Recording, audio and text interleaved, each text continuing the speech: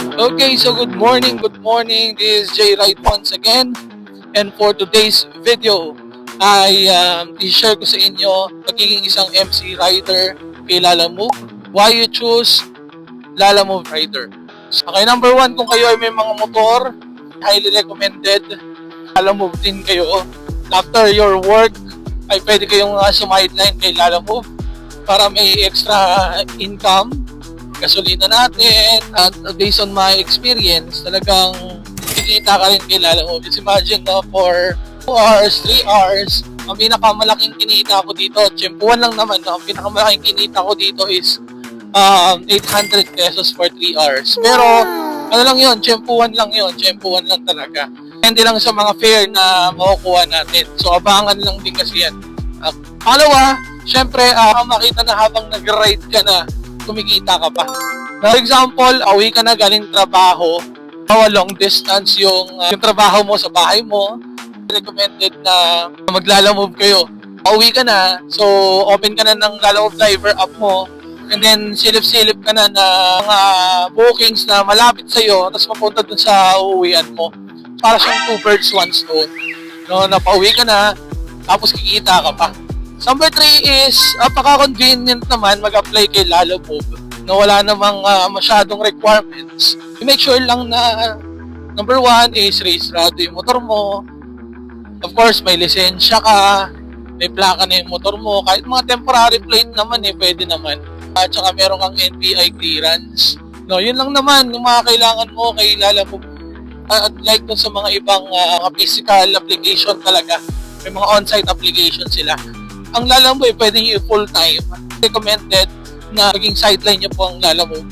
May experience ito kay Lalamove for 3 months na nag-start ako ng June na ata, no? June 2025.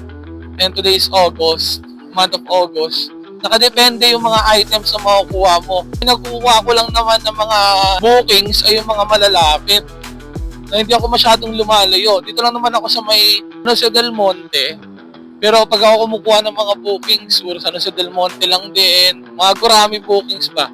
So, San Jose del Monte, Santa Maria, Pande, yan, ang malalayo ko na pupuntahan, Pande.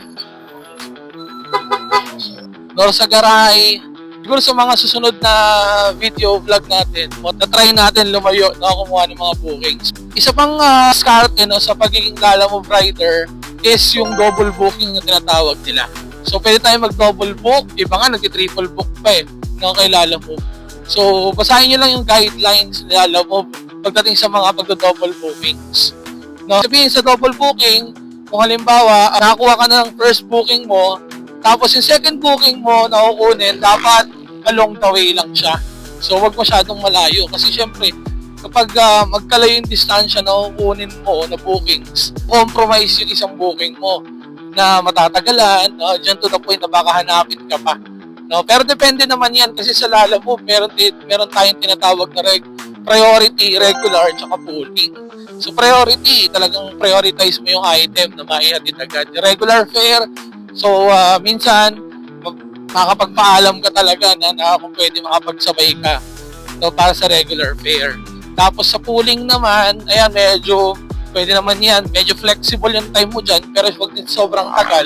Pooling kasi, may na mag-antay dyan yung mga client natin, pero not too long sa pag-aantay. So, katatandaan nyo lang kapag kayo kukuha ng second booking, kapag may first booking na kayo, i-abiso nyo na agad, na ipagpaalam nyo. That's one of the guidelines sa Lalamove, na dapat ipagpaalam nyo talaga sa client nyo na magsasabay kayo ng items. Pero tatandaan niyo is along the way lang siya.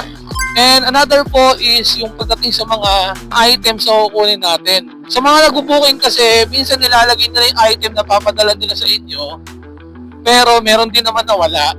Minsan may food, minsan may mga bulky items, minsan documents lang. Minsan na karga ng mga bulky items talaga, yung mga malalaki. Na syempre, diskarte lang, ita-tape nyo lang naman yan. So, kaya nga ako kumuha ko ng top box. So, para naman sa mga food, para sa mga documents, or sa mga light items lang na pwede natin mailagay.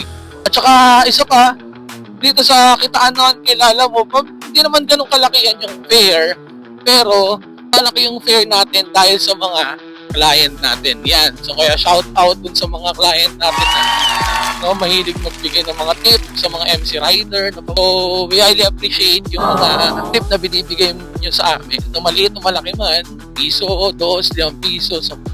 So we highly appreciate. So experience na meron ako dito sa Lalamove na 130 lang yung fare niya. Pero ang binigay sa atin is 230 pesos. Diba? So just imagine na 110 yung tip na binigay sa atin. Saka yung good of communication at saka approach sa mga MC rider natin. It's a good thing na eh. It's a good thing na para sa amin. Kaya ano pang inaantay mo? So may mga motor dyan, extra income, extra sideline.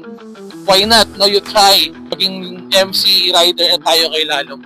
Tsaka one is for sure, may enjoy nyo to. Yun lang ma-share ko for my experience sa Lalamove. So what you are waiting for, apply ka na, try mo na to.